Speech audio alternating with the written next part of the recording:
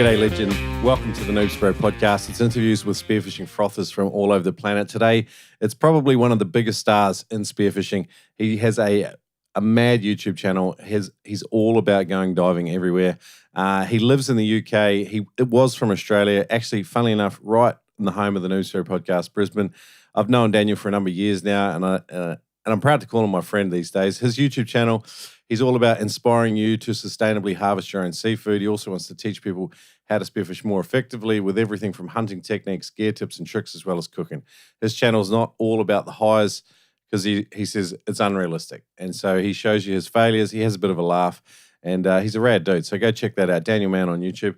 Today, we're going to geek out on a few things. Recently, a 12,000-kilometer road trip that he did, spearfishing some amazing destinations with some pretty cool people. So we're going to get into that in two shakes of a lamb's tail.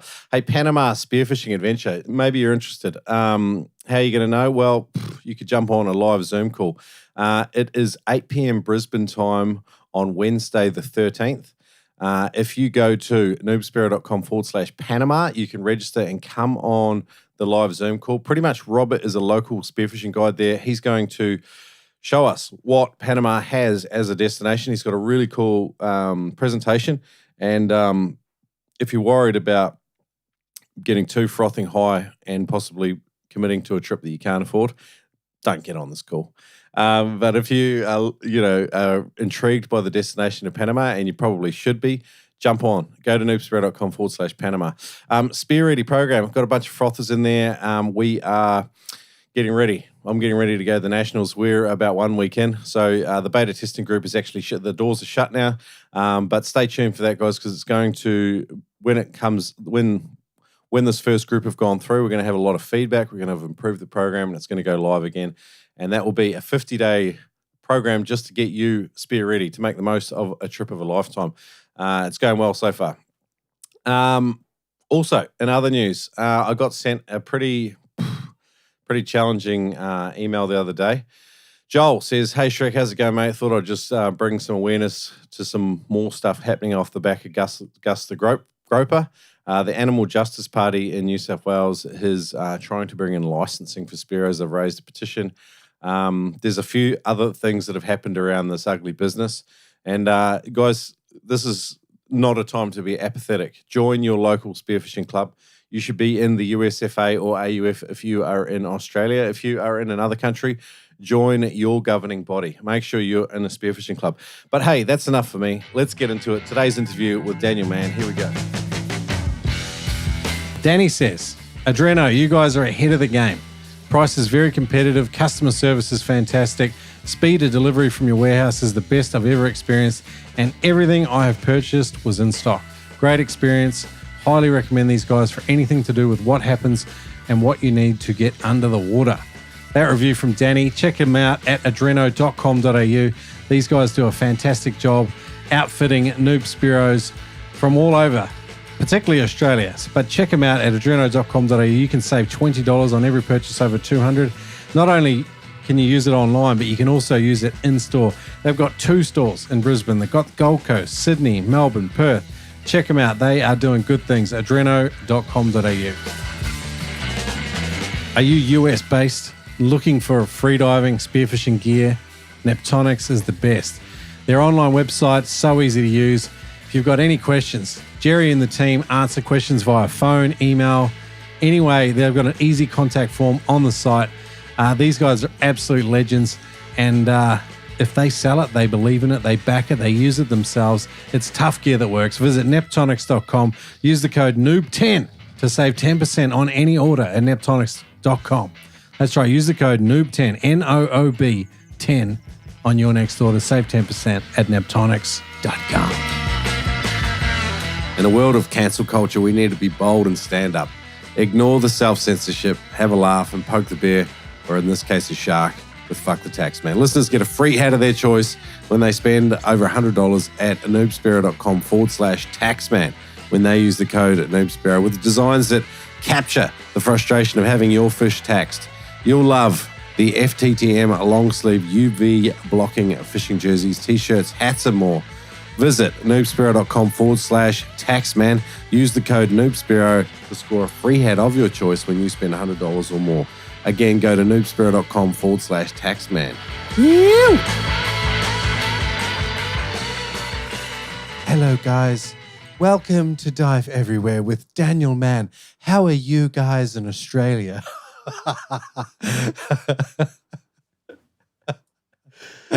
Brother, it's welcome.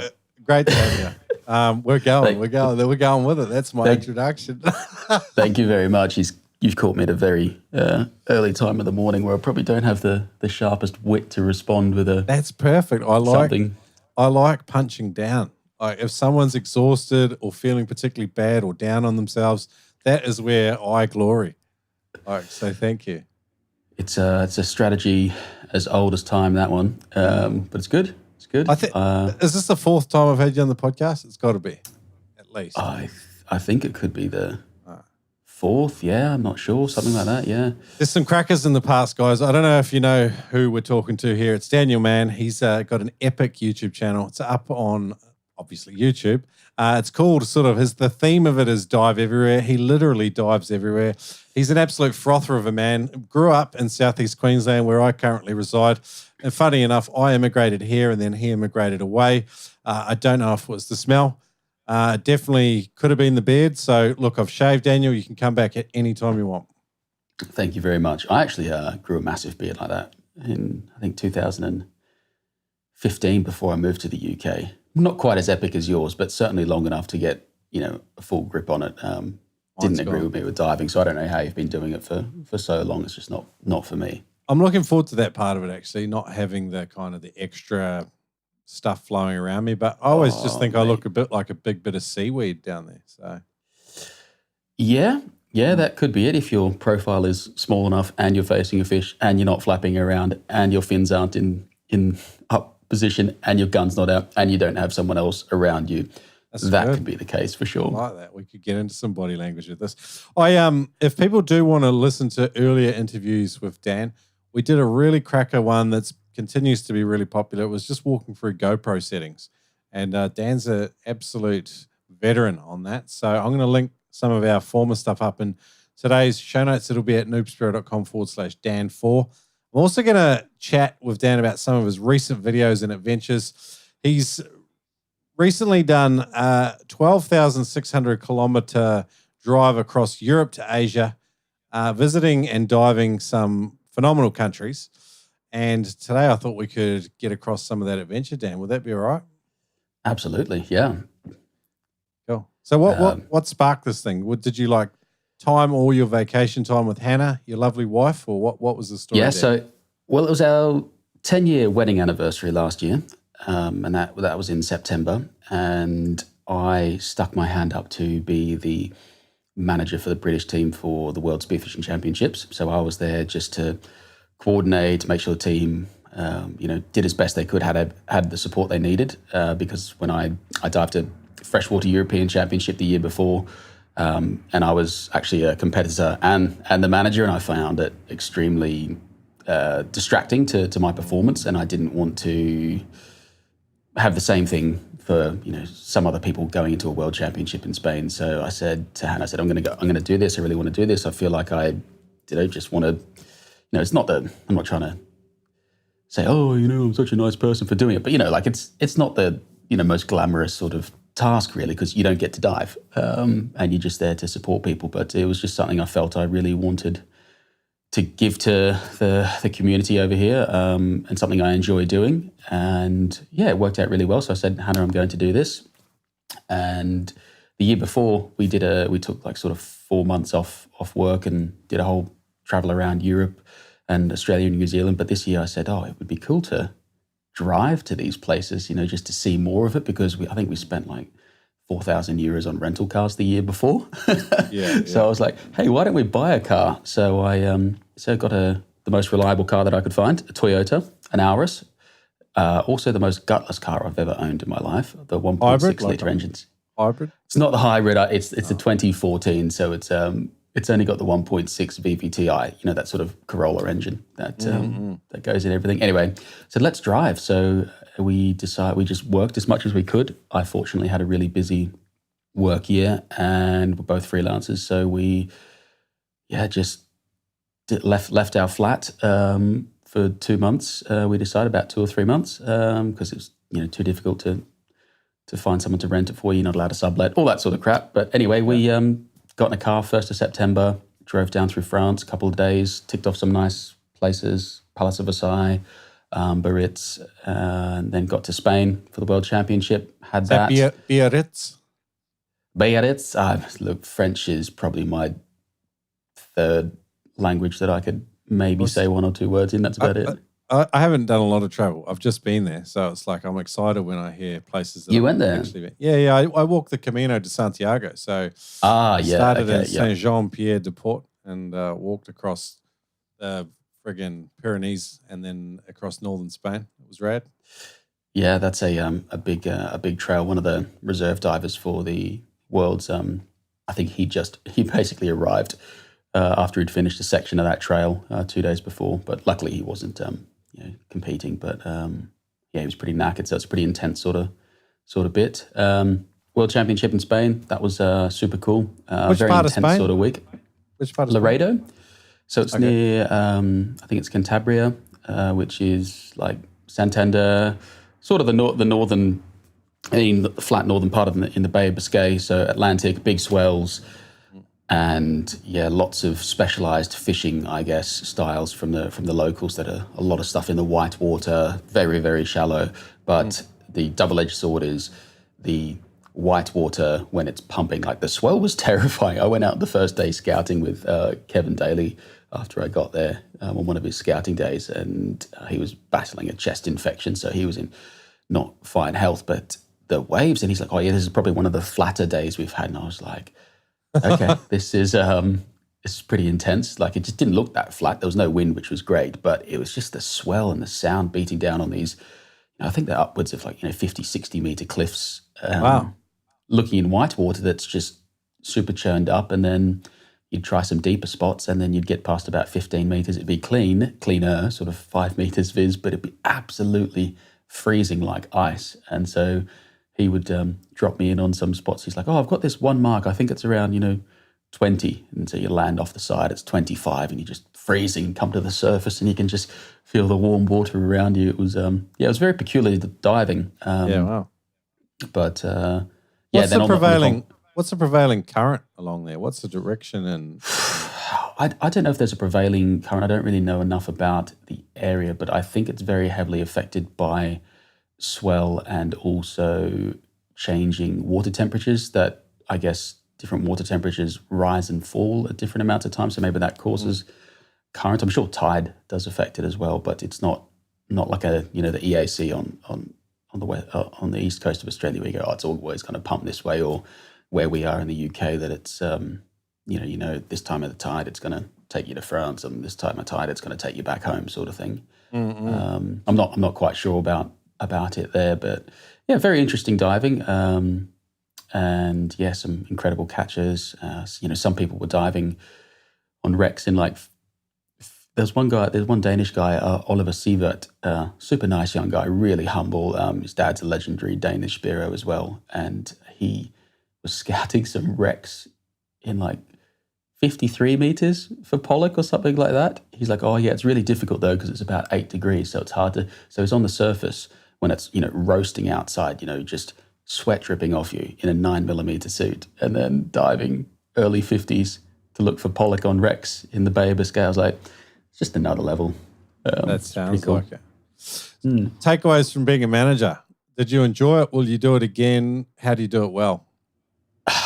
I am doing it again, but I'm also diving the next competition as well. And why can't you give the manager a role away to some other legend? I don't think particularly a lot of people would like to do it. It costs you money. You don't necessarily get to go dive because you have to sign on just as like every other competitor, although it does get progressively cheaper, the more people you sign on, up to 6 people, but for a world championship. But still, it's, I'm just there to help and assist. And I think the biggest thing is make a team that gets along. I mean, a team that gets along together is a happy team and a team that's going to do better. And I'll never forget it. I was in Denmark in 2019, and the manager for Spain, I said, hey, I pulled him aside. I was like, I think it's Andreas. I said, you guys are the most successful spearfishing team in history. What's the key? He said, stop thinking of it like an individual competition. And as soon as you start thinking of it as a team competition, and what's good for the Spanish team is good for the individual, that's when you'll do well. And they have 3 or 4 people scouting for each of their divers. So they've got, say if you have 3 divers in the water, if they've got, for ease of calculation, 4 people scouting for them, there's 5 people per diver. So there's 15 people basically scouting. So if you've got 10 days scouting, but for 15 people, that's equivalent to 150 days scouting versus one person scouting for 10 days is only 10 days. So you've got, way more it's a information. massive unfair advantage though, isn't it?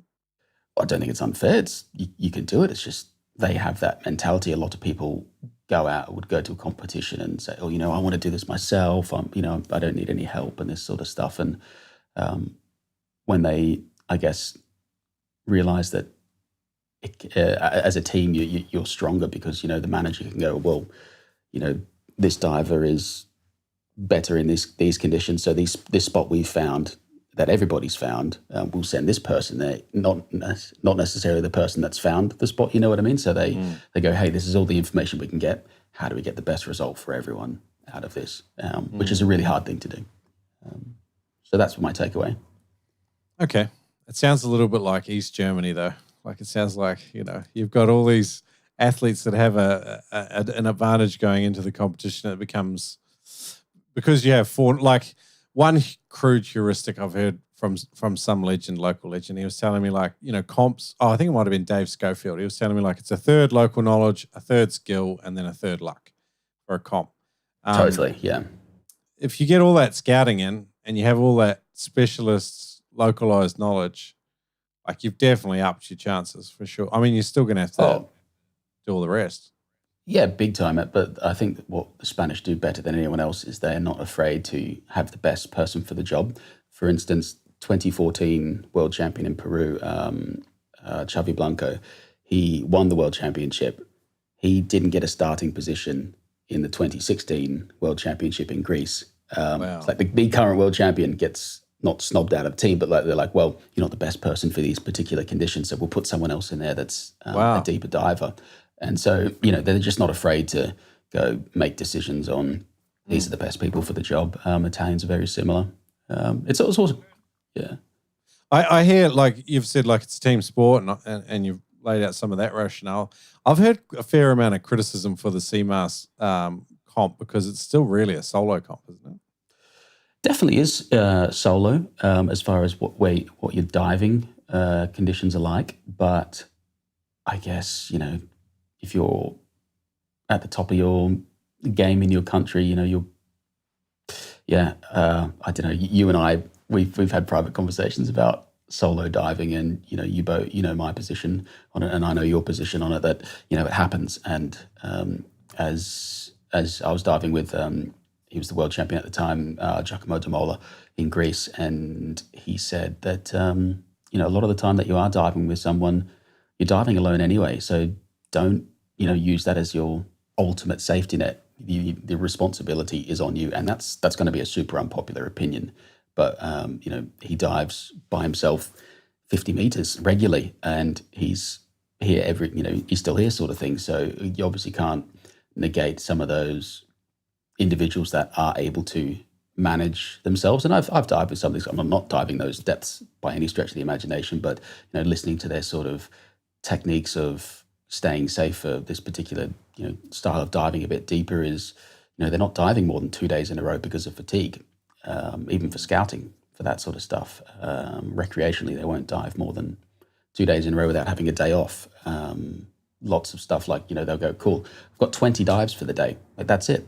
And they limit themselves to these very hard numbers, and which a lot of people don't do. I mean, you'd probably know that you're out on an amazing day off Morton Island.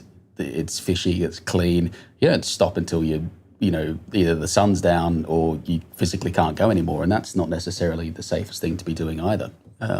So, yeah, Like we've got better. Like I like when you have good rotation of boatie duties, it works well. Like if you just pitch up for an hour or something in the middle of the day when it's gone quiet, like then you can you can sort of stretch it out. But yeah, I hear what you're saying. It's it's like pretty scary. Like, yeah, I don't know. Like if I'm starting to dive any sort of depth, I really, really feel a lot better when someone's there on the surface. Definitely. I mean, I don't get the opportunity in the UK to dive that deep. There's only one or two spots that I dive on any regularity that has more than 20 meters, but the water's not that clean anyway. So I think for me, I just try and manage it myself and accept the risks. And also I'm very happy to know when I'm not feeling my greatest, and pull up stumps and just go, yeah, today's not my day. Or go, hey, I've done a few deeper dives. I haven't seen anything. Is it worth me persisting here? Which I can probably share a few examples of that on this trip across Europe. I just watched the Albania video. The Croatia video, and there's a few Albania videos. I watched the Croatia one where you're hole hunting, and some of that looked like pretty deep, pretty sketchy diving, getting in caves. And I mean, So just on chronologically, after kids yelling out in my car park for some reason. Sorry, don't know if you can pick that up. He's probably just Spain, liked and subscribed. Yeah, exactly. Some after the World Championship, big celebration night. I don't think I got into bed. Hannah and I got into bed till about 5 a.m., which was a big mistake because we had to drive 700 kilometers back across France to Montpellier to get to an Airbnb, which was just absolute torture. Not only because you were not feeling tip top and no sleep, and also the French tolls. So I don't recommend anybody driving through France without a lot of toll money. It's just savage there. Oh, wow. So, mate, I think I spent €400 in total going through France. Holy moly. Mate, mental. That is hectic. Interestingly, the Germans, they have no road tolls for vehicles under 3.5 tons, although their fuel prices are astronomical. So anyway, drove across France to the French Riviera, south of France area, dived with Ryan Myers, also met up with a mate of mine that I've worked with through doing some work with Aqualung and Oma over the last couple of years. He has a boat, so we went for a bit of a sunset booze cruise with a little bit of spearfishing. Yeah, I remember watching that one too. Yeah, good fun. And then sort of drove up through, across into Italy, up through the Dolomites into the Italian mountains up there. That's where we had our 10-year wedding anniversary, and then down through Slovenia, and then we're in Croatia. So Croatia. Always wanted to dive there. It's the Adriatic Sea, and as you go up into the Gulf, it gets less and less fishy. Most people say, but there was some. I do dive there by myself, just because sometimes going on a shore dive, you just kind of want to get out and explore. You've got 2 hours for the afternoon to do something. So I had a few Instagram messages. I always tend to do an Instagram story when I'm in a new place, because often people just go, "Hey, dive here," which is probably a bit cheeky of me. But I got an idea of some places to look at, and I'm obviously scouring Google Maps and Navionics every chance I get. And this one spot, I went out to a little bit of a rock wall, like an underwater sort of stone wall, and first drop over the edge. Is that the one with the vertical crack? Yes. Yep. I hadn't dived it before, but kind of got the impression that I could just feel a little trickle of current, and just the topography. I guess is topography the right word? Bathymetry, topography, the benthos. It is topography.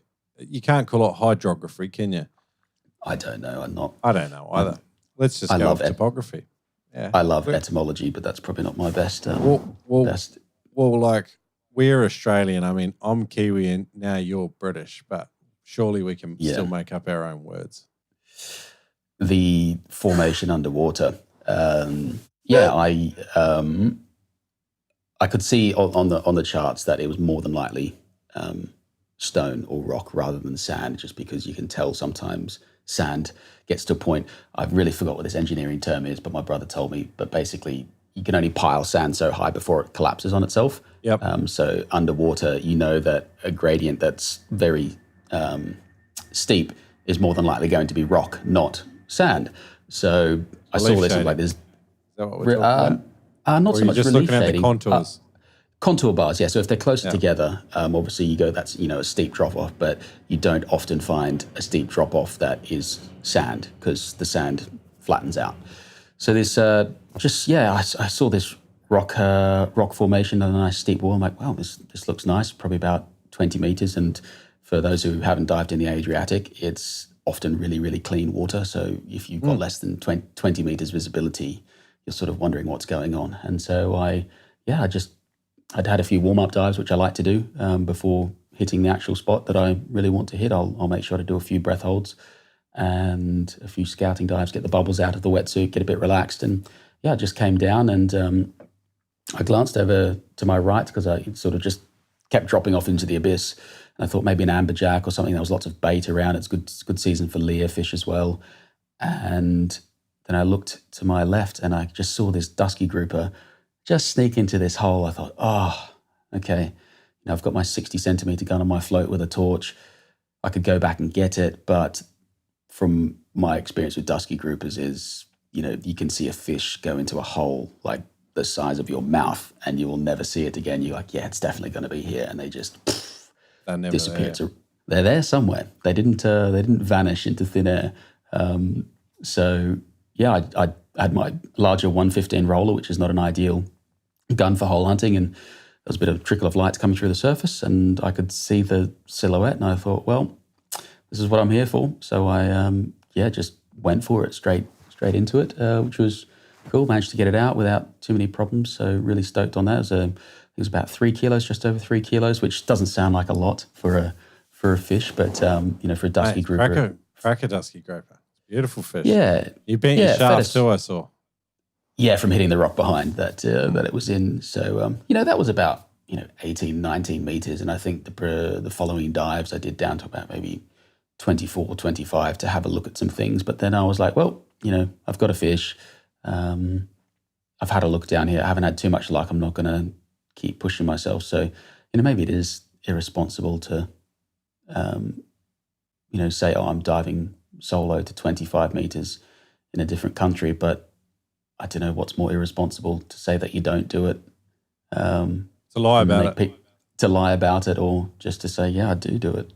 Well, it's not like you're not telling people to go and do what you do. You don't I find it a little bit obnoxious when people put the depth on their videos and their dive time. I just sometimes I think if it serves a purpose, all good, but I'm not a great fan of it because I get a lot of requests for that, actually. People say that a lot on my videos. Hey, can you put a depth timer? But often I narrate it and I will say, hey, I'm about 20 meters here. And if you want to, put a stopwatch on the video or look at the timestamp on the video, you can probably work out how long the dive is. But I don't often put a whole dive without cutting it anyway.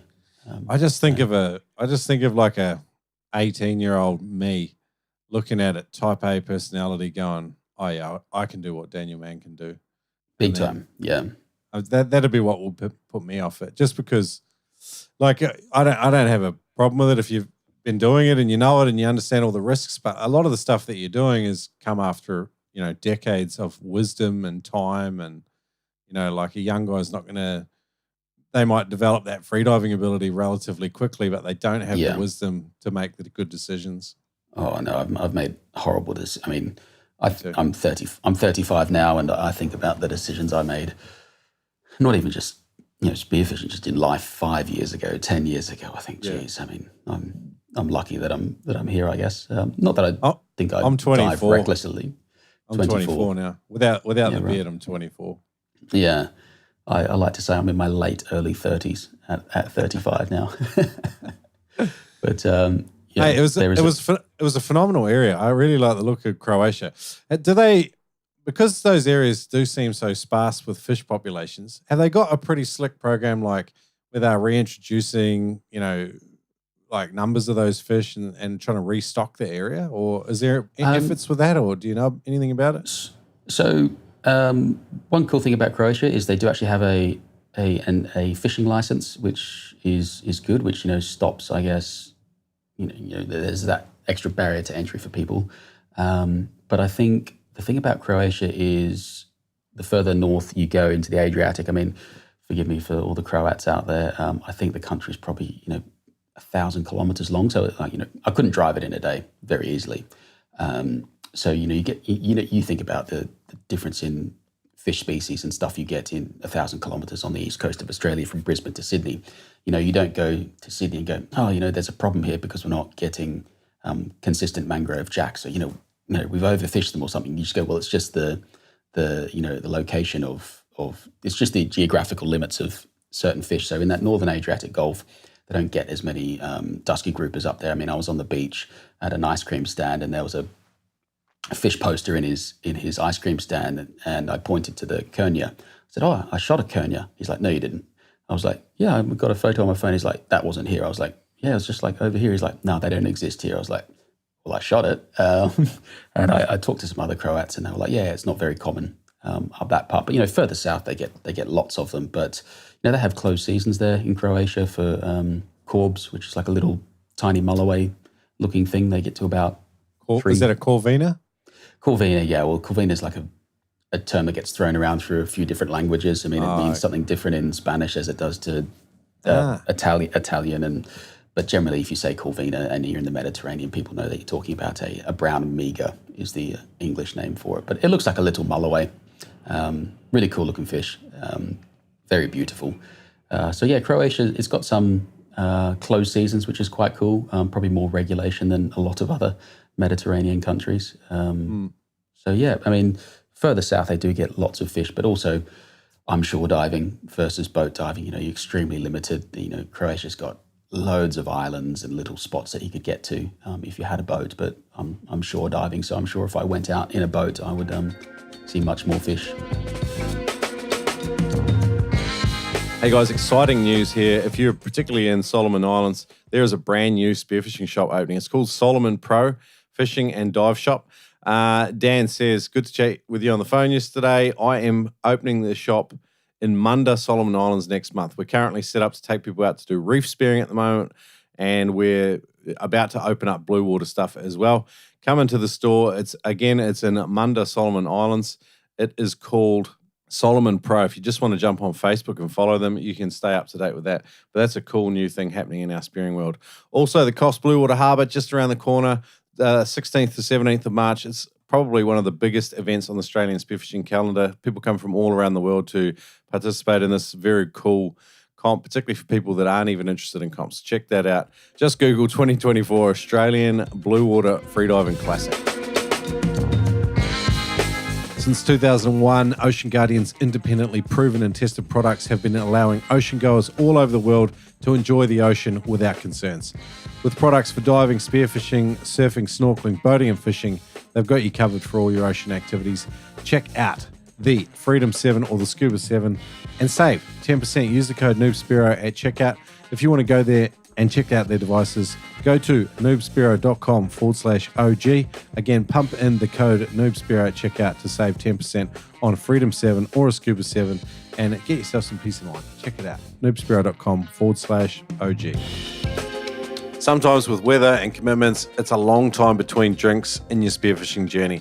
If you want a dry training program that can keep you in some kind of shape for spearfishing, check out Ted Hardy's 28-day freediving transformation at noobspearo.com/Ted. That's noobspearo.com/Ted. Now, the 28-day freediving transformation is just a practical dry training plan that Ted Hardy will walk you through, and it will help you get results even if you can't get wet at the moment. Check it out at noobspearo.com/Ted. Are you in the market for a new spear gun? Killshot Spear Guns has got blue water wahoo tuna guns, open track spear guns, enclosed track spear guns, rear handle enclosed tracks. Check them out at killshotspearguns.com. Even better, I've got some good news for you. You can save $30 on any Killshot spear gun at killshotspearguns.com. Use the code NOOB. If you're in store, just say, crikey, mate, or say Shrek from the Noob Spearo sent you, and you'll save $30. Ed Martin at killshotspearguns.com. Check them out. I love your YouTube channel because even on your travel videos and stuff that are more focused around a destination and maybe a fish or multiple, you still give out like tips and stuff along the way. So there's always something to learn. I was watching you with the way you used the torch, and it was very intentional. Can you walk me through hole hunting with a torch in terms of like, A, what kind of torch do you want? And then B, how do you use it effectively without spooking everything? Yep. Hole hunting has been something I've become slightly obsessed a little bit with getting better at, because I've been so terrible historically. I mean, I remember I went diving with a mate in the Med one time, and he said, "Oh, look in this hole. There's 2 sargos in there." I was like, "No, there's not."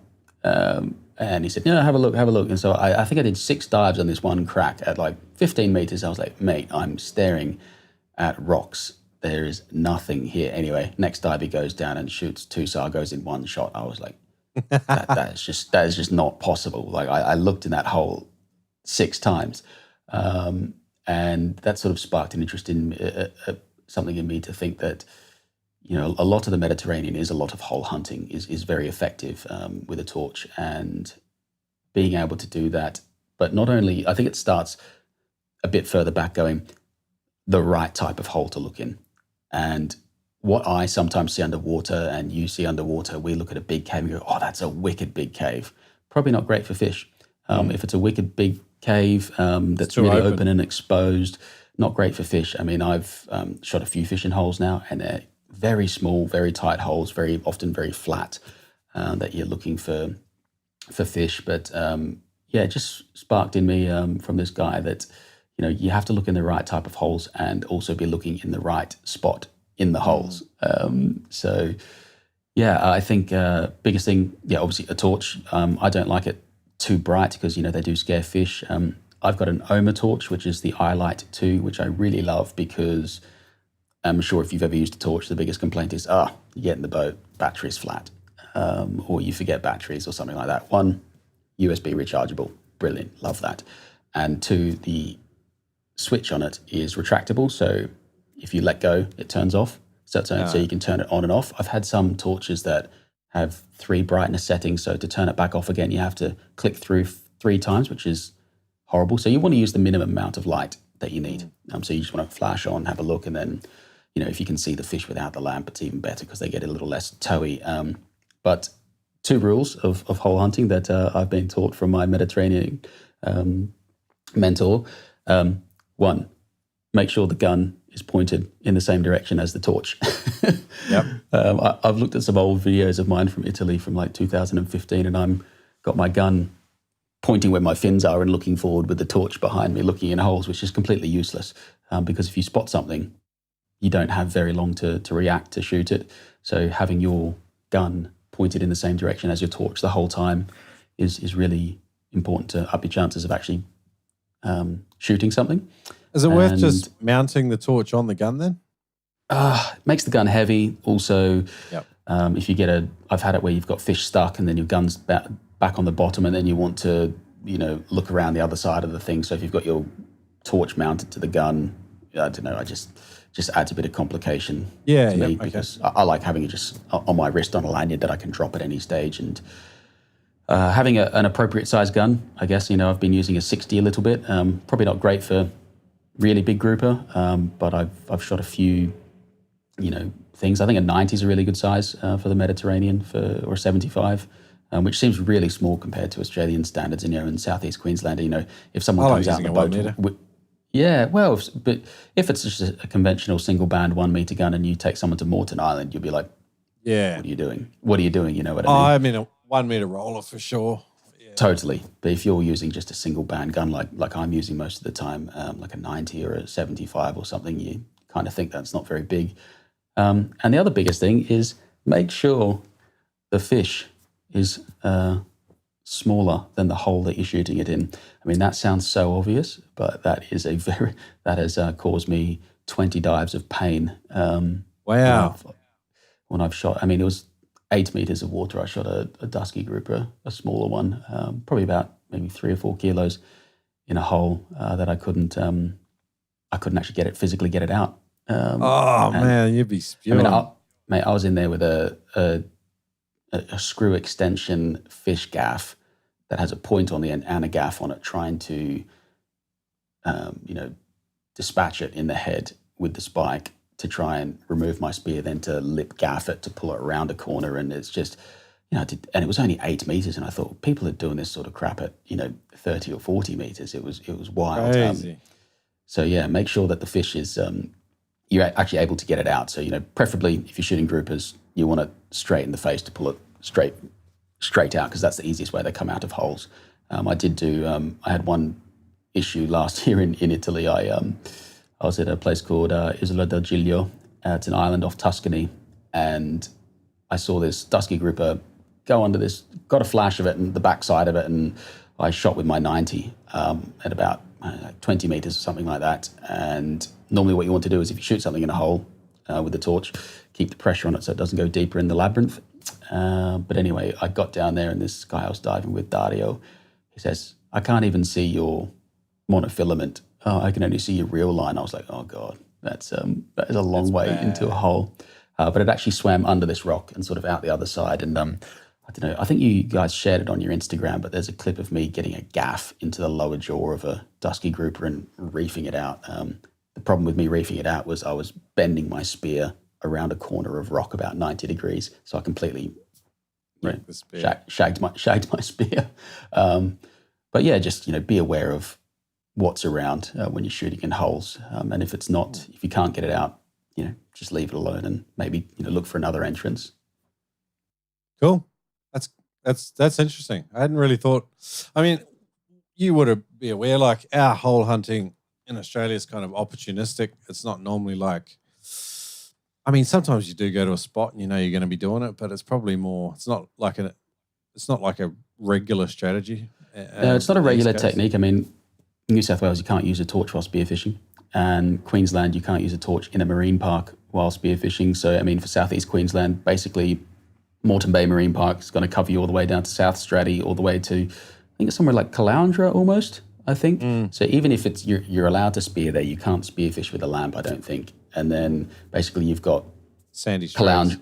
Yeah, Great Sandy Cape Marine Park, which starts at maybe Noosa or Double Island Point. So you've got this short stretch on the Sunshine Coast where you can actually practice using a torch, which Tim's used a little bit and had some success looking in holes. But it's definitely something you don't really need to do, because there's so many fish that are big and easy to shoot if you just want to get a feed. So yeah, 100%. I introduced Tim to Shrekviche while he was over helping teach the intermediate course, and I heard about that. Yeah. Did he tell you? Yeah, he said. I asked him how the course was, and he said, "Oh yeah, I ate this Shrekviche, and it was actually all right." I was like, "Yes, it is." I mean, for those listening, a very good friend of mine, Timothy McDonald, he's actually one of my groomsmen, and he's not known for his refinement on filleting fish, processing fish, cooking fish, but he's more of a let's get it done, and if it tastes good, that's good. Minimal effort, maximum satisfaction, as Gino De Campo says. He asked for the recipe. He sent me a photo. He tried to recreate it. I think he went all right with it. So hopefully it's become a regular thing. I mean, it doesn't even involve cooking, so it's it's hard to go wrong on it. Yeah. Just cutting up a bunch of ingredients and then away you go. So like ceviches are like so good, like so underrated. Like I think, and then when guys get good at cooking seafood like you, sometimes people almost feel like, oh, well, it only takes 15 minutes to prepare. It's not elaborate enough. I'm not seafood chefy enough. And it's like, well, it's about the taste. Like I think sometimes. I've done a bit of cooking on this trip, because I was trying to feed myself, but not overdo it. You don't want to overdo it on fish for 10, 12 weeks. But can you overdo it? Yeah, I did. I overdid it in Spain a couple of years ago, where I shot a few fish, and then we basically ate fish for 7 days straight, and by the end of it, I Just shot want a steak. I had like a 2.5 kilo dentex that I cooked whole, which is actually quite a lot of meat for two people. And like the third day, we're making cold dentex sandwiches on the road trip. You'd finally finished it off, and Han's like, maybe we could have some other protein for the next couple of days. So yeah, no worries. But so cooking along the way, which is nice. Also, everyone's got an opinion on that, which is one thing I've always realised. A lot of these European countries, they're all very geocentric. People categorize, that's so European to do something like that. But I would say that, it's almost saying the same as, Australian and New Zealand culture is, identical. It's just all, down under.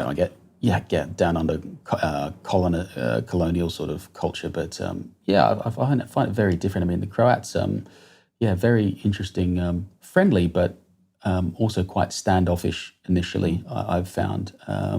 Whether that's a result, I don't want to get too political here at all, because that always ends up, not communism, but I think like one of the big things that I did learn on this trip. I mean, we drove a lot of these countries. I mean, I've been to Croatia before, but if you're driving, you've got an opportunity to educate yourself with some podcasts and just listening to the hell that these countries have been through over the last, with the Yugoslav wars over, from the 90s to the early 2000s. I think, I don't know about you, but my war education growing up in primary school was, World War One, Anzacs, World War Two, and there was never a war again. I mean, maybe that was just my school or whatever, or the narrative that we get peddled in Australia. But mate, the thing you realise going through Europe is everyone's still hating each other. Everyone is still at war, whether on an emotional level or physically. I mean, we were driving through Croatia. So after Croatia, we went to Montenegro, which is the next Balkan country down. Well, sorry, Bosnia and Herzegovina, but they've got a tiny little bit of coast that's about 5 kilometers long that the Croats actually built a bridge around, so you don't have to go through Bosnia to get to the southern part of Croatia, which I think's wildly, amusingly petty. But they've got historical reasons why they don't want to do that. Bosnia is not in the European Union, so you don't have free movement. So you've actually got a proper border there. But yeah, just I don't know, just these different cultures about a lot of Croats like, why would you want to go to Montenegro? That's a stupid place. Or you get Albanians saying, or you get Montenegrins saying, why are you in Albania? Come to Montenegro. It's way better. I'm like, mate, you're on the same set of coast. Like it's fairly similar, but it's just crazy how patriotic these different countries get. But I guess I don't really have the lived experience of what those countries have gone through historically with these different places. I mean, you look, when we were driving through Montenegro, which is the next place we got to, we were looking to, go to Albania, and I was looking at the return trip, and then on the news, it's like, Serbia's lining up on the Kosovo border again. And we're like, we're planning on driving back through Serbia. I mean, is that going to be an issue? You're like, okay, well, this is a bit real, that, you've got these things going on. So yeah, just very interesting history. Got to Montenegro, tried to get a spearfishing license there and got mixed reports. Went to a spearfishing store that's, like a proper marine store that's got, C4 guns and all sorts of stuff, like proper kit, not just like a holiday store. And he's like, yeah, sorry, as a foreigner, you can't be issued a spearfishing license. You can get issued a fishing license. And then me frantically Googling, I had one guy that was going to sell me a license for like 50 euros for a week. And I was like, I don't know if it's actually valid, because some people have said it's not. And so in the end, I just went free diving and took some nice videos and saw some fish. But also very similar to Croatia, and similar fish. It's all the Mediterranean. But Montenegro, very strange place for me. They're on the euro as a currency, but they're not in the European Union, which is very interesting to me. They've tried to build these very exclusive type resorts. Like I went past, there's a beach, 200-meter long beach, and there's 10 sunbeds on it. And there's a sign and a security guard, and the sign says sunbeds, 200 euros plus service charge of 10%. Like 200 euros for a sunbed. So I was like, what? This is crazy. very strange country. If anyone from Montenegro can explain why they're trying to build these resorts with 200 euro sunbeds and security guards, please let me know on Instagram or something. I kind of hear what you're saying there about growing up with that perspective about war and history. And I think because we are so far tucked away and we don't share a border, like an internal border with other countries, we just kind of, we don't understand. Like, no, until you go over there and realize like, oh, one country like literally finishes here and then I can drive across the next country in 2 hours and then another country starts and you're like, what? Right. Like in Australia, you can drive for like 2 days and you haven't even crossed the state.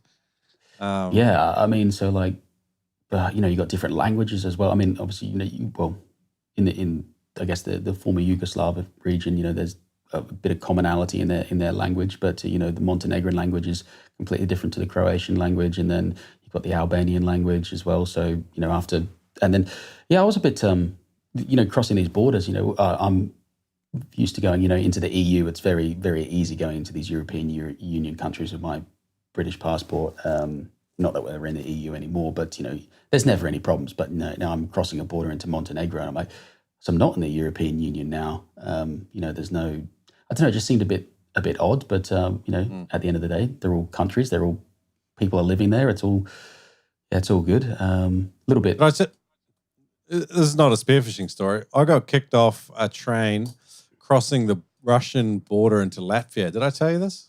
Oh, is this when you did that Trans-Siberian thing after China? I did the Trans-Mongolian. So I left Beijing, took the train across the border up into Mongolia, and then I spent like a week and a half there and went out and stayed in a yurt and, did all the stuff. I went and saw Przewalski's horses, which are, were incredibly endangered. Anyway, amazing country, really loved it. Made my way into Russia, carried on through Russia. Spent quite a lot of time doing it. I'm brushing through some things. But I applied for the visa to do Russia while I was in China. I had to go to the Russian consulate like 4 times. Eventually, the girlfriend I had at the time, who was Russian, she managed to get the visa for me, but it was for my exact days of travel. They would not give it for any more than that. Yeah. And funnily enough, my train left Moscow on the last day of my visa. But by the time we crossed the border into Latvia, it was 3 a.m. on the next day. So my visa was overdue by 3 hours. They kicked me off the train and I had to walk through and I had to walk through 7 or 8 kilometers of border crossing before, they were going to try and help me arrange something on the other side. But no one spoke English. It was like, it was hectic, man. And then I'm walking into Latvia with all this weight on my back and I was so angry, man. I was so angry. And it's not the place where you want to spit the dummy, I don't think. No, you can't. Russia. You just can't, not unless you want to get shot. They were kind of respectful, but like the bureaucracy in those countries is like next level. Like it gives you an appreciation for where we come from. You're very lucky to be able to have traveled to Russia. I mean, now I don't think anyone's getting in there for the next 20 years. Which I would have liked to have gone there. I've had a few invites for spearfishing over there in some lakes and stuff. But maybe in another lifetime. But yeah, like you say, crossing these borders, there's a lot of complications with doing that. Driving a vehicle as well. They go, whose car is this? I'm like, obviously mine. But then I remember, it's not that obvious that it's mine because in the UK there's a massive problems with Range Rovers getting stolen, and the rumor is they all just get shipped to Eastern Europe, either stripped down for parts or serial numbers scratched out.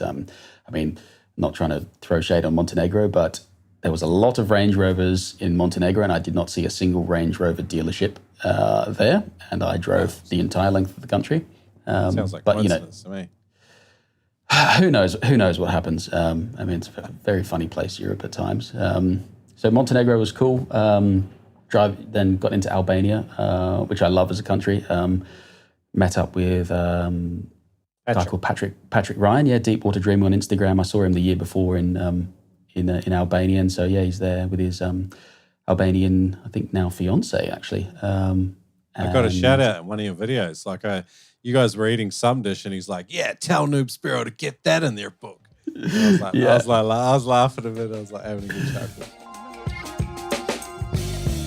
I love that feeling underwater when you pull the trigger and you know exactly where that shaft is going. You want something dependable. You want to put that fish that you've been chasing for a lifetime in the boat, in the cooler, in the esky, in the chili bin, if you're in New Zealand. Why do we call all these things different names? Anyway, today's show sponsor, KillshotSpearguns.com, make awesome wooden timber spear guns, a fantastic shooting platform. If you've ever shot a big timber gun, you know the reliability that you get from these things. He mostly makes enclosed track spear guns. Visit him at KillshotSpearguns.com. Use the code NOOB to save $30 on any Killshot spear gun. If your buddy had a blackout on your next spearfishing trip, think, what would the outcome of that be? Do you know how to revive someone from a blackout? Would you even be in a position to do something about it? Or would you be diving, chasing after a fish as your buddy sinks down to the bottom of the ocean? Do you know where most blackouts happen? Do you know what you can do to minimize your risk of having a blackout? My name is Ted Hardy, and I'm the founder of freedivingsafety.com.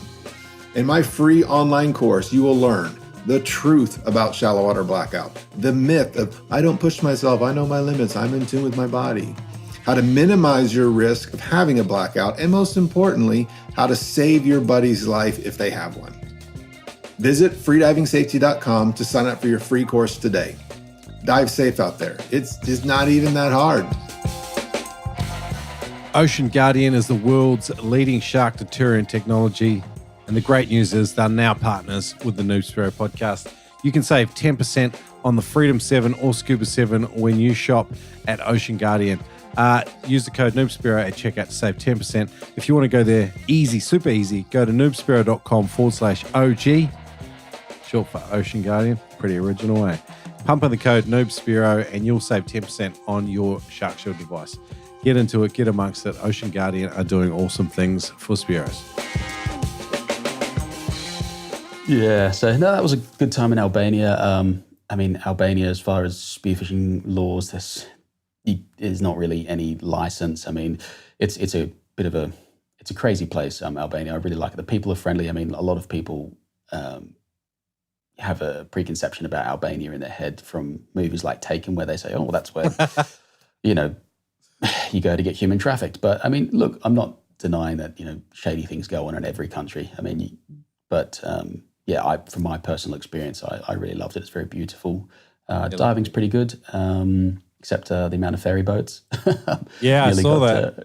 In the video, if you haven't seen it, I was diving this wall, underwater rock wall, and I hear Patrick screaming on the surface at me. I thought, oh yay, there's going to be an amberjack, and he's signaling to come to the surface. And I could just hear this massive ferry boat blasting my way, and huge ferry boat, maybe about 20 meters away, that was going from Albania to Greece, which shouldn't have been there. It's normally about 500 meters away.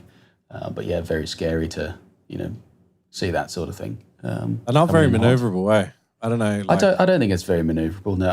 I've been nearly hit by boats more times in the Mediterranean than anywhere else. I think I had a clip, I don't know if you may have seen, I think you would have reposted it, but I think in 2022 I was in Puglia in the south of Italy. It was more Salento, to be honest. But I came up from a dive because I could just hear this faint little motor, and this sailboat was like right up in my grill. Missed me by about 3 meters. Had a float and everything, but just crazy. And I had another time in Greece where I was off Zakynthos and late afternoon. This is probably also my problem. I use a smaller float because I can't travel with a massive float, and I'm preferably diving at sunset because there's less boats, more fish and that. So it's probably my own fault a little bit. So I'm not, anyway, it's still scary. I think you told me about that term of yours that you love, the crepuscular time of day. Was that you? It was you. Crepuscular. I don't believe crepuscular is my in my vocabulary. I wouldn't know what that means. Sorry.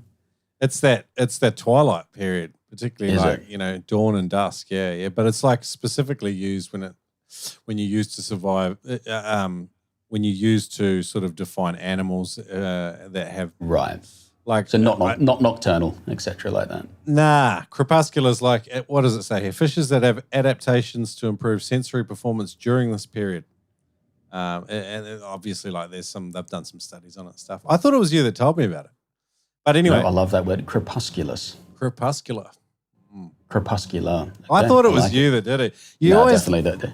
You always chuck out a couple of good vocabulary chestnuts for me to learn. I think my favourite word that I've learned from is obstreperous. What's that one? Obstreperous means noisy and difficult to control. I once heard Boris Johnson use it in a speech describing a piece of artwork, saying that this woman is dealing with an obstreperous cow. I was like, that is hilarious. Yeah. So, Albania was cool. We did a little mission one afternoon just over to the Greek border because where we were in Albania was very, very close. And got the passport stamp to go for an afternoon dive, get back into the EU. Went for a dive, poor visibility, but managed to get myself a nice gilt-head bream, which was really cool. I saw that, yeah. Also with a 60-centimetre gun. It was cool. Really nice. I watched that hunt. Yeah, really nice to eat, and then back over the border, back to Albania. So yeah, it's just that border was actually fairly easy to cross, to be honest. But then I think that border crossing, particular one that we were crossing of, doesn't get used that much. But so after Albania, we went to Thessaloniki. In the northern part of Greece, which I believe are the Thessalonians from a biblical perspective, which is quite cool because you're like, it's nice to sort of, I don't know, imagine, I guess, like what these places were. You see ancient ruins. 2,000 years ago, yeah. Yeah, a long time ago. More than that, yeah. We went across there, crossing in. I think the Greeks were a bit more like, because it's not EU. Albania, so crossing into Greece, a guy comes up to the window. Whose car is this? I'm like, it's my car. And they're like, okay, give me the paperwork. And they're like, all right, cool. And they're like, on your way. They're like, oh, what do you got in the back? I said, like, just luggage. Can we have a look? Yeah. Yes, this is one thing. People are like, oh, did you have any problems with spear guns? I mean, I didn't overtly put them out in my car and go, here's a big spear gun. I sort of laid them across the bottom floor and put wetsuits over them and clothes and that sort of stuff. I mean, it's not legal to have a spear gun. It's just you don't want the aggro of the extra sort of bit. So if anyone's driving around Europe, avoid admin. Yeah. I mean, they were more interested in how many bottles of wine we were carrying because along the way we were picking up bottles of wine everywhere we went.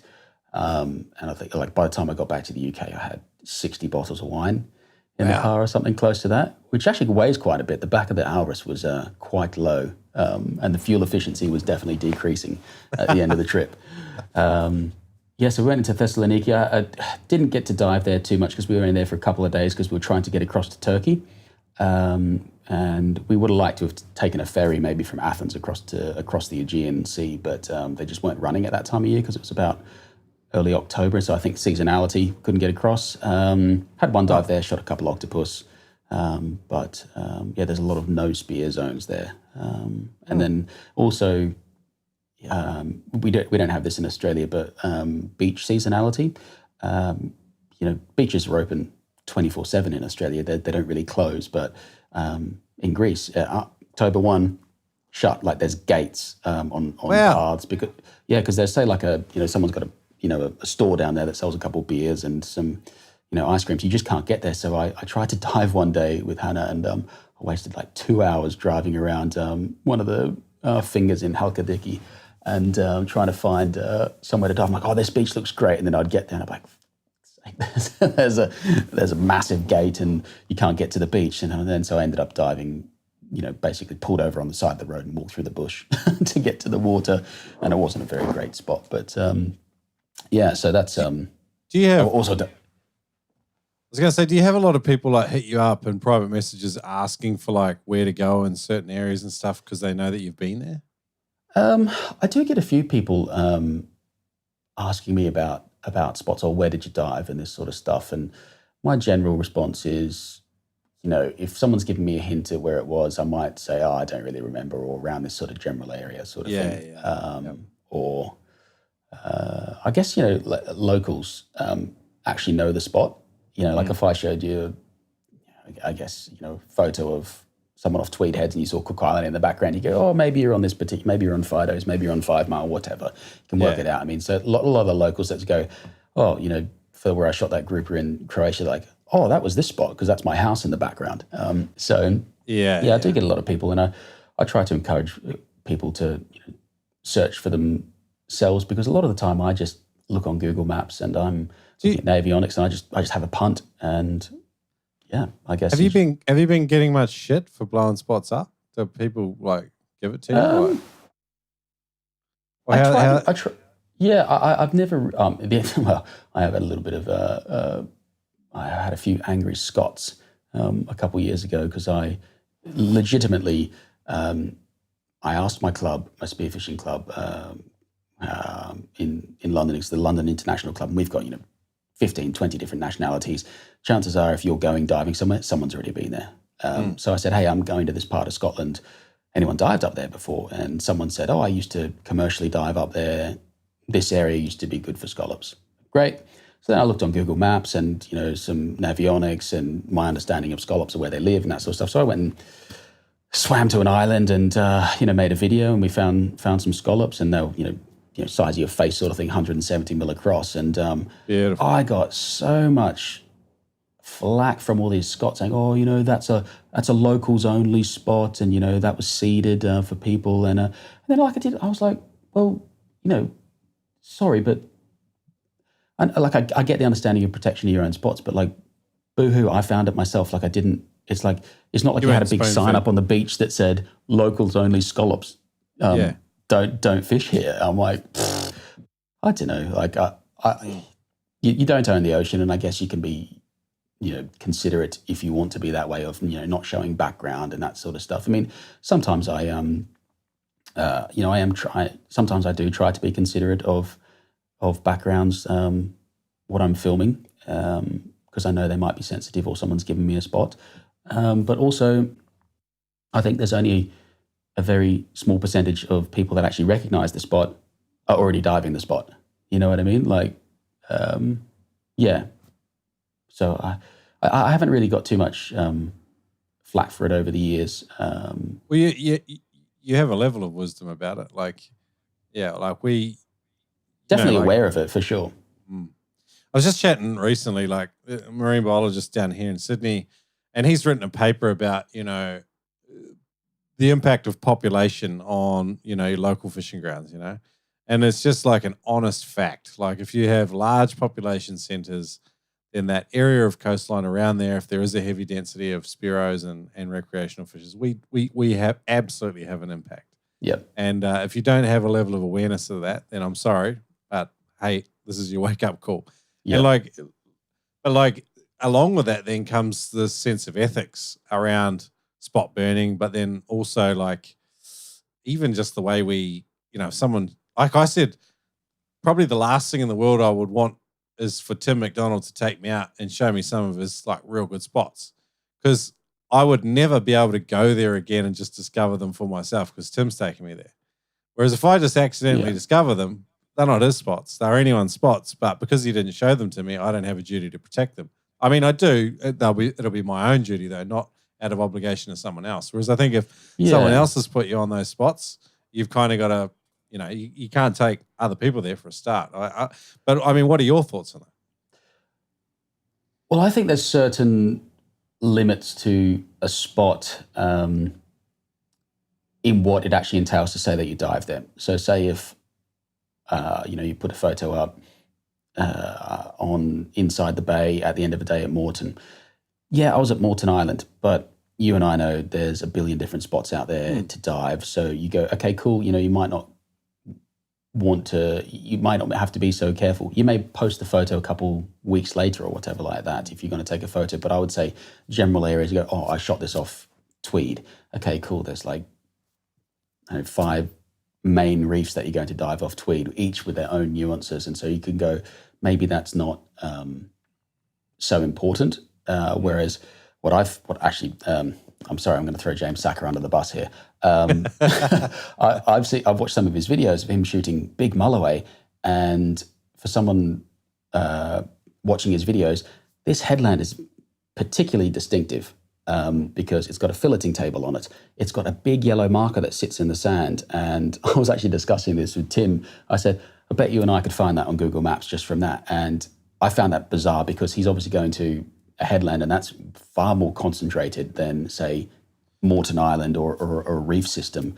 So I found that quite bizarre. But obviously, he's comfortable with it, and it's probably got its own. It's probably got its own self-protection parameters of it's probably dirty, undivable 300 days of the year. So that's in itself has got its own protection mechanism. I mean, for here over in the UK as well, some spots I dive, a lot of the beach, you can just take a photo at the beach and point out to sea, and there's not really a lot of obvious landmarks to see. So I tend to take photos, or if I'm filming myself talking, I'll try and film out to sea. Or if I'm swimming 2 kilometers offshore, I'm like, yeah, good luck trying to triangulate that from a tiny GoPro image. So fill your boots if you want to swim 2Ks offshore, crack on. And there's also like on this particular reef that I dive, there's just you can swim over so much stuff that's unproductive, and then finding little tiny spots that are good. Like okay, let's take Smith's for example. It's quite a big reef, 500 meters long. If there's a few spots there that are really fiery that fire on certain conditions. So even if you say that I shot this at Smith's and go, oh, you're giving away that you shot it at this reef or whatever like that. It's like, yeah, but what were the conditions like on the day? So I do get the sense of spot burning for particularly shore diving, a very concentrated spot, like a headland or something like that. But yeah, I don't know if it's quite as justified for, say, going offshore at Moreton Island.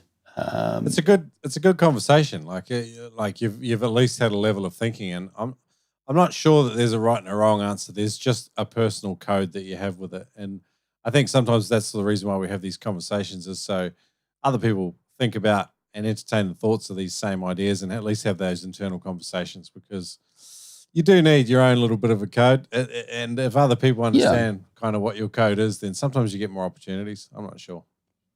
Yeah, I think it's, also, it depends on what type of things it is, if people go, oh, I've had 100 emails, like not like figuratively 100 emails, literally probably 100 emails or DMs from that video from Scotland. Going scallops and like, oh, hey, I'm really interested in doing exactly what you did. Where did you get them? I was like, just found them on Google Maps, so I'm not really comfortable telling you. Because one, scallops don't move. If you find a scallop bed, generally it's going to be around there. So I'm like, well, at least if somebody asks me for a spot for fish, they may not be skilled enough to shoot the fish or something like that. Whereas scallops, I go, cool. Not that I ever intend to go back up to Scotland to that exact spot and find them, but, it's just, for me, on a moral level, I'm like, well, maybe have a punt yourself a little bit, which is probably a bit harsh for me to say that as well. But also I'm like, well, I'm not just going to spoon feed you. I mean, I've told mates that have gone, like good mates of mine, they go, hey, I'm up there, or people in my club. And I guess that's the sort of, the intimacy that you get of a club and environment, or regular dive buddies. If you came over and said, I'm going to Scotland, I'll be like, cool, there they are. But, just some person that, randomly messages me, it's a bit different. Well, you don't know them. You don't know where that information is going to go after you've given it to them. Like, it's not right. No, I think that's good. One thing, like, I spent a little bit of time doing was armchair warrioring, and anyway, I'm not going to go too far with this, but like on the Southeast Queensland spearfishing page, there's like every week someone's going, hey, I'm going to ABCD's place. Where can I go spearfishing? And maybe they get private message and someone gives them some ideas. But I for a while there, I was more or less cutting and pasting the same comment into it, which was like, hey, fair, you want to know some spots in the area, but please don't ask on here. There's 12,000 people in this group. And if someone puts that spot up on here, and even like a fraction of a percentage of all of these people go there next weekend, it's more pressure than that area can take. And so like person-to-person comms is way different than social media comms. So anyway. So how do you feel about running spearfishing courses at Amity and advertising that as a spot? Well, unfortunately, I'm not able to run them at the moment due to marine parks. A few bits of red tape. But I teach people the same thing. I say the same thing. I say, hey, what we're doing here is introducing pressure to this location. It's a small location, and it's fantastic for learning, but it does get a lot of pressure already. And so this isn't you don't have permission to fill an esky up here. Like we're going to have some fun and learn some skills. But I would prefer it if you keep this off social media, the location, and We'll just It's tough. It's a tough one trying to run a course somewhere going, because you still want it to be effective for people to shoot things at the course. But it's a juggling act, I guess. I'm definitely going to ask Brandon to edit out the specific spot. Yeah, I mean, well, look, I mean, they're advertised as amateur, aren't they? You know, there's not really hiding it. They're not advertised? No. Oh, well, sorry, everyone out there. I've just burned Isaac's spot on the podcast. No, not. It's just North Stratty. But I hear what you're saying. It's a good conversation to have. Yeah. So. I mean, look, I probably dived there 15, 20 years ago, and it wasn't particularly amazing then. So, but anyway, that's it. I'm remembering with a level of open hostility and resentment the time I walked out into my old house and my housemate was chopping up veggies with one of my filleting knives. Ugh! Nowadays, though, good news is Noob Spearo has a knife roll. It's 2 banging Victory knives, an Eggington double-sided steel, a 2-sided scaler and fishbone tweezers, and a custom heavy-duty canvas roll made right here in Australia. Check it out at noobspearo.com. Head up into the shop and get yourself a knife pack made by the Noob Spearo for other Spearo legends like you. Check it out at noobspearo.com. Hey guys, not sure how you stay hydrated out on the boats on those long days out on the water, but staying hydrated is absolutely critical towards good equalization and looking after your body, making sure you're not doing those awkward one-legged kicks to the surface when one leg cramps out on you. Go to aqualite.com.au and get yourself a box of sachets. You just simply add them to water. It's less than $1.28 per serve. It's cheaper and healthier than any other sports drinks on the market. Aqualite will make a difference in your spearfishing. Check it out at aqualite.com.au. Use the code NoobSpearo to save 10% on any order. Check it out. Aqualite, made in Western Australia. Yeah, so back to my long, epic road trip. Drove from Greece into Turkey, which is technically Asia, once you get past Istanbul. And then that border crossing was a little bit more difficult because they were like, oh, you don't have insurance. I'm like, I have a piece of paper here that says I'm fully comprehensively insured in your country. And they said, buy our insurance. And I was like, argued back and forth, and they eventually let me go. Then I thought, then my wife said, if somebody pulls us over and we don't have their insurance, you know, it might get a bit annoying. And I was like, yeah, fair enough. So I got my point across and then paid my €50 for 2 weeks. So anyway. Wasn't a bribe? I don't know. He hand wrote me a bit of paper with like AXA insurance, and I'm like, this is probably not worth the paper it's written on, but whatever. 100% a local bribe. 100%. Yeah, I don't know. Anyway, so yeah, then we were into Turkey, and then trying to work out how to pay tolls there and that sort of stuff was a nightmare. Then some guys, Turkish guys I've met at competitions over the years.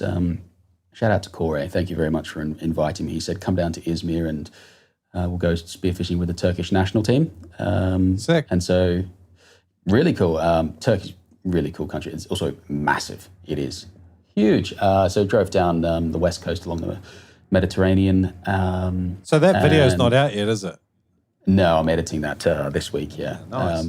But yeah, so went to a place called, so Izmir is the town, and then we went to a place called Cheshme, which is like a little peninsula out there, and then another further group of islands out in the boat. But really, probably some of the, not probably, is the best Mediterranean diving I've ever seen. I'm not sure if it's, like I shot gold blotch groupers in 12 meters, 16 meters, sort of bigger gold blotch groupers. But yeah, just a lot of general fish to see, like a lot more fishing. And, here's the point people are saying is it because you were going with the Turkish national spearfishing team who's local to that area and taking you to great spots, or is it actually like that? I mean, it's probably a bit of both. But yeah, really, really enjoyable guys. Turks also can get a bit of a bad rap, the terrible Turks from the Ottoman Empire and that sort of stuff, which is, not actually that long ago. I think the Ottoman Empire was still going in like 1905 or something like that. World War One, just still prior. There was the hangover, like Gallipoli. Yeah, totally. I drove past Gallipoli. I'm the worst Australian ever. I didn't stop because I wanted to go diving instead. Which, yeah, someone's going to hate me for that. But anyway, I just, got down there and had a really nice day out there. And then I think things were getting a little bit, or again, don't want to get too political, but, Israel and Gaza was, bubbling over at that time, and being in a Muslim country, Turkey, that generally support their, Muslim brothers and sisters in adjacent countries. With a big UK sticker on the back of your car that your government openly supports Israel. Not the most comfortable sort of situation there. Yeah. Yep. So we were like, well, if things get, if we had to monitor the news, and if things got a bit crazy, we were going to just, drive straight out of Turkey in one go. But fortunately, it didn't affect us too much. But so we drove further south to a place called Bodrum, which is a really popular holiday destination. And I did a few shore dives there, which was cool. Really nice, crystal water, really lovely. It's like a lot of the islands off there are all Greek.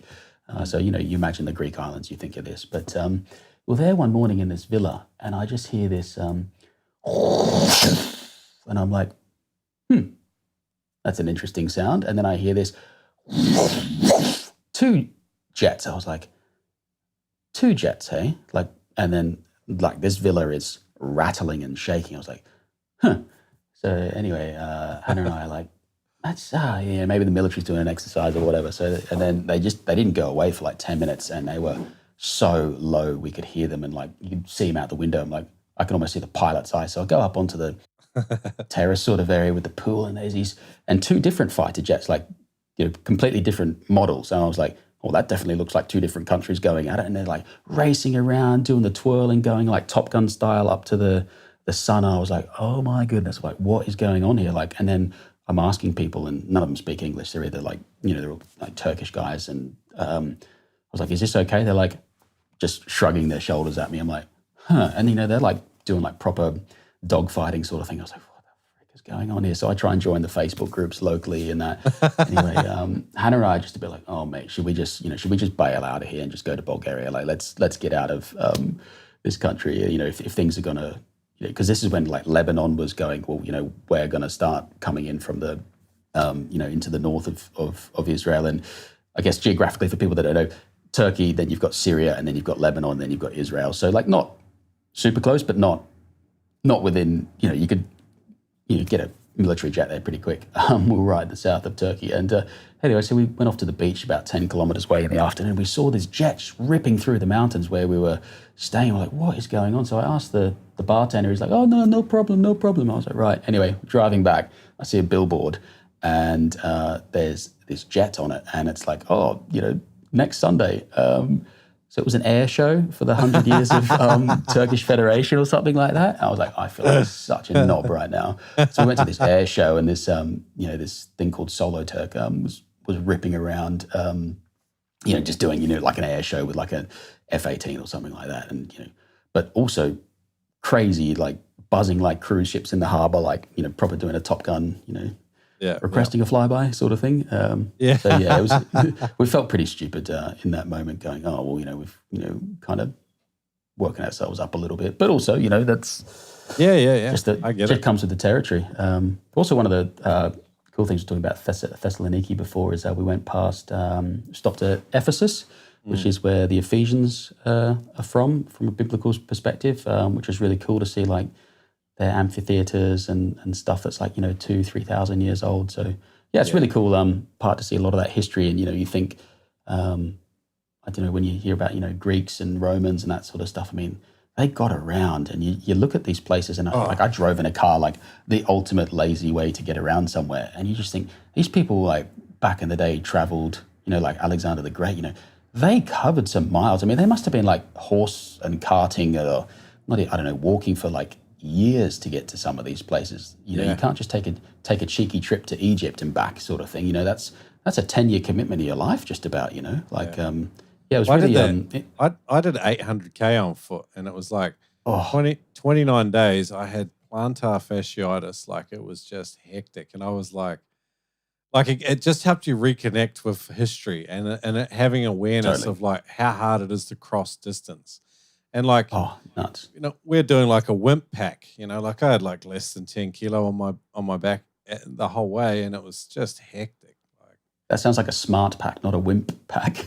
oh, but back in the day, like they didn't have ergonomic shoes and all this stuff. You're just like, wow. Oh no, it's like a pair of sandals or something like that. Yeah, it's just it really did make you appreciate a little bit. I know, like, some people find an old bunch of ruins a bit boring, but don't get me wrong. There's only so many you can see before you're like, okay, cool. Yeah. But yeah, it was just interesting. I know, just to connect that, from a like biblical sort of timeline, and you think about the places that people went in that. Yeah, it's just very interesting to see, like going from, because I literally did drive from the Thessalonians to the Ephesians and that sort of stuff in a kayak. Yeah. That's a heck of a long way to go. So that was, that was pretty cool. Sick. And then, did some more diving in Bodrum. Yeah, so after Bodrum, decided to do 1,050 kilometers all the way to Bulgaria because, again, at the World Championship, I saw Valentin Lutskanov. Sorry, Valentin, if I can't pronounce your last name still. Lutskanov. I think it's Lutskanov. Really nice guy. I mean, perfect English. I said, I was in Spain. I said, oh, Valentin, I might come through Bulgaria. Where do you live? He's like, I live here. Come here. I was like, okay, cool. Super nice guy, like probably like one of the nicest guys I've ever met. And we went out diving on the Black Sea, which wow, geographically, for people, that you've got the Mediterranean, which is, it's got an inlet, 8 kilometers wide at Gibraltar to the Atlantic Ocean. So, the Mediterranean's a bit more salty and doesn't get a lot of flow through. And then you've got the Sea of Marmara, which is near Istanbul in Turkey. So you've got another sea that's got a small opening called the Bosphorus.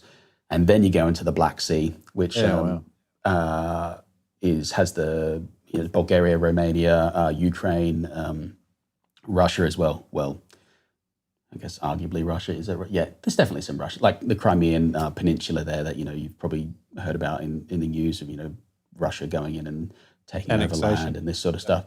Yeah, so you're on that same sort of sea, and I think Georgia to one side, and what's that other country on the other? Anyway, you start getting into the stands on the other side of the sea, but very interesting diving. It's basically brackish water.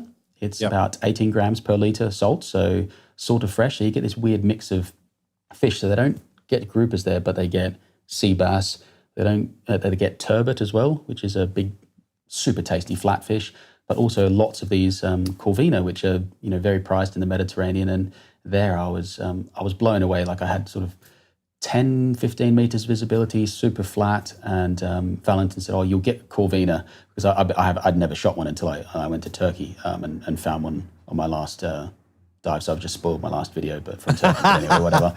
I'll delete it if you want, brother. No, it's all good.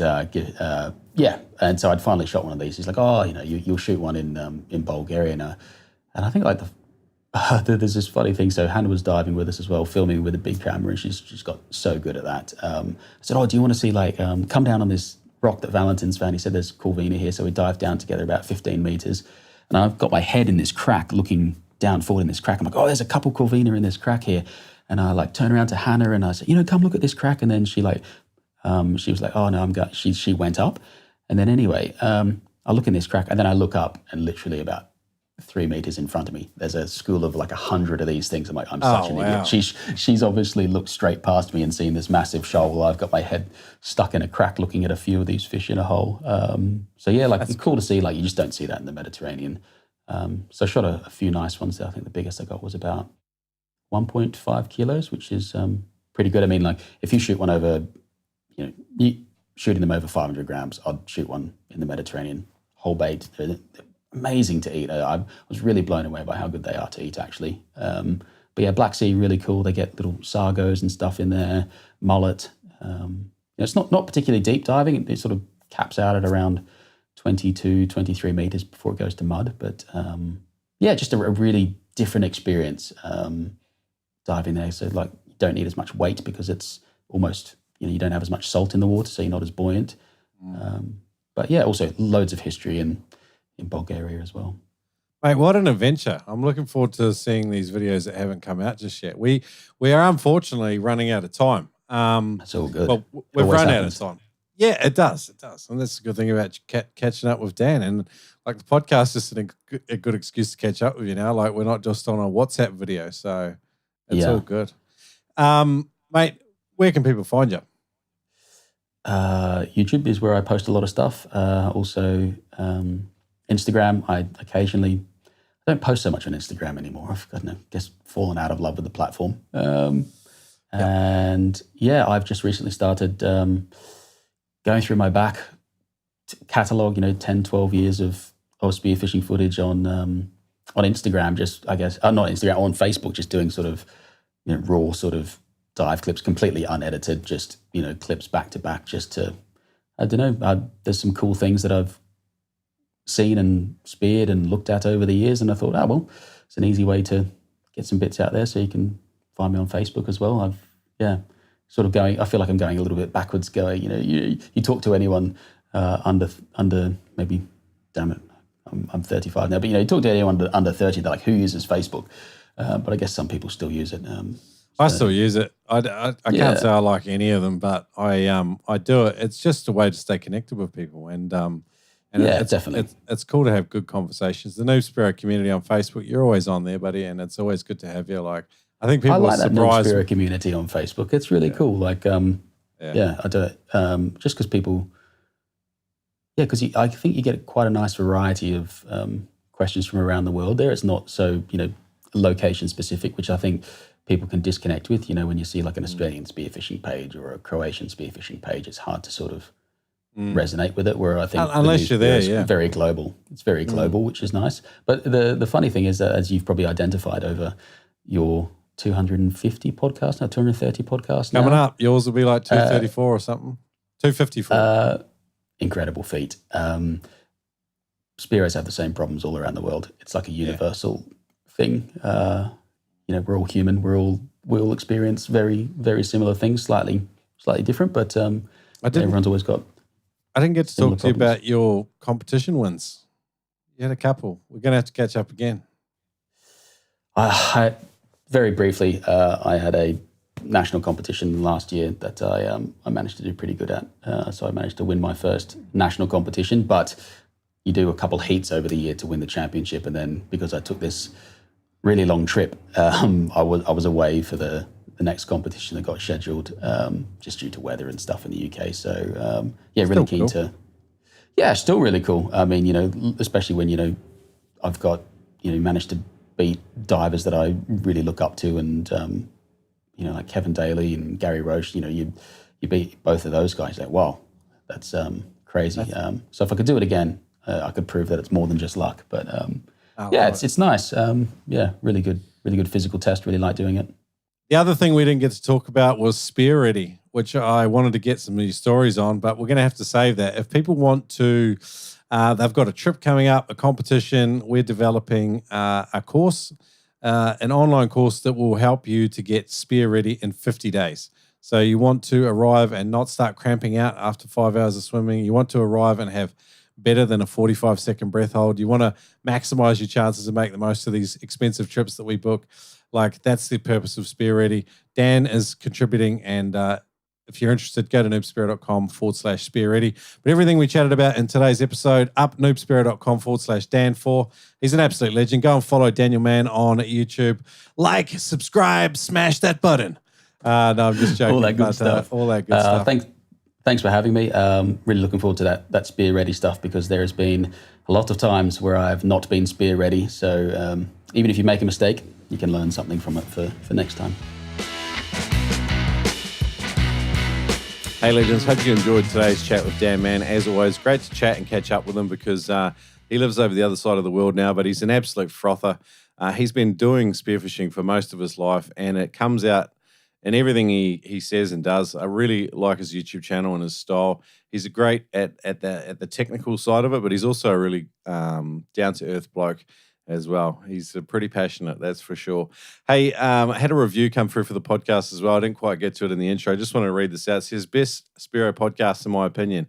It has a great accumulation of educational entertainment. Keep up the great work, Shrek. Love it. That was from Kempy via Apple Podcasts in Australia. Love the reviews, guys. Keep them coming. If you want to leave a review for the podcast, always appreciated. And it actually moves the needle and makes a difference. So it helps people find the show. You guys are the greatest resource the podcast has, though. Honestly, telling your mates about it, I'm full of gratitude. At the moment, as I mentioned earlier, the Spear Ready beta testing program is happening right now. We're not taking anyone else on, but there's nearly 60 people in there providing invaluable feedback, and we're all growing in this thing together. And it's cool to be part of this community, I've got to tell you. I feel absolutely spoiled and full of gratitude. And talking about gratitude, the Patreon legends putting fuel in the Noob Spearo outboard every week. They do that at patreon.com/Noob Spearo. There's more than 40 people in there that contribute on an episode-by-episode basis, and goes a long way to just keeping this thing going. Legends, as usual, I'm not going to harp on and on. I'm looking forward to another episode in 2 weeks. I'll see you back there. But hey, massive thanks to Daniel Mann. Go and follow that man on YouTube. Oh, did you see what I did there? Far out. That was not intentional. All good, guys. I'll see you in 2 weeks. Adreno stocks equipment for noobers. The gear you need for all things freediving and spearfishing. The Adreno spearfishing team froth on helping customers learn about the latest in spearfishing equipment, local diving, upcoming trips and events for Spearos of all levels of experience. There's no ego in there. You're going to meet cool people that love this spearing lifestyle as much as you do. Visit them in store in one of their huge mega stores around Australia. Chat to one of their friendly team members. Take advantage of the Noob Spearo discount code. Save $20 on every purchase over $200 in store, online, easy savings. Pump in the code Noob Spearo if you're shopping online or in store. Mention it's one of their friendly team members and save $20 over $200. That's right. Use the code Noob Spearo in store. Shop with Adreno, our partner for more than 200 episodes. Buying gear online can be tricky. You ask yourself the same questions. Will it arrive on time? Is it actually what I want? How much is the shipping going to cost? Great news, the name you can trust is Neptonics. Neptonics, solid gear that works. Visit Neptonics, buy tough gear. Use the code NOOB10 to save 10%. That's right, use the code NOOB10, NOOB10, to save 10% on your order at Neptonics.com. Are you a vegan? Do you find yourself easily offended? Fuck the Taxman is definitely not for you. It's tongue-in-cheek to the absolute max. This is a fishing brand unlike anything else out there, made for our fishing community by Ryan, who is a legend fisher just like you and me. Use the code NoobSpearo to score a free hat of your choice at noobspearo.com/taxman when you spend $100 or more. Flip the lid on self-censorship and get your froth on with Fuck the Taxman. Again, use the code NoobSpearo to score a free hat of your choice at noobspearo.com/taxman when you spend $100 or more. Boom.